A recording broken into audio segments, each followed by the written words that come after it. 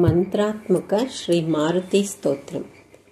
ఓం నమో వాయుపుత్రాయ భీమరూపాయ ధీమతే నమస్తే రామదూతాయ కామరూపాయ శ్రీమతే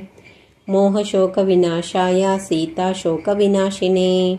భగ్నాశోకవనాయాస్తు దగ్ధలంకాయ వాగ్మినే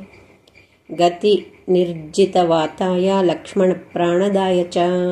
వనౌకసాం వరిష్ఠాయ వశినే వనవాసినే తత్వజ్ఞానసుధాసింధు నిమగ్నాయ మహీయసే ఆంజనేయాయ శూరాయ సుగ్రీవ సచివాయతే జన్మ మృత్యుభయజ్ఞాయ సర్వక్లేశహరాయ చ నేదిష్టాయ ప్రేతభూత పిశాచ భయహారిణే యాతనానాశనాయాస్తు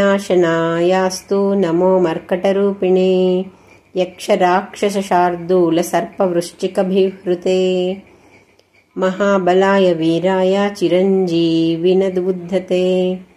హారిణే వజ్రదేహాయ చోల్లంఘితమహాబ్ధయే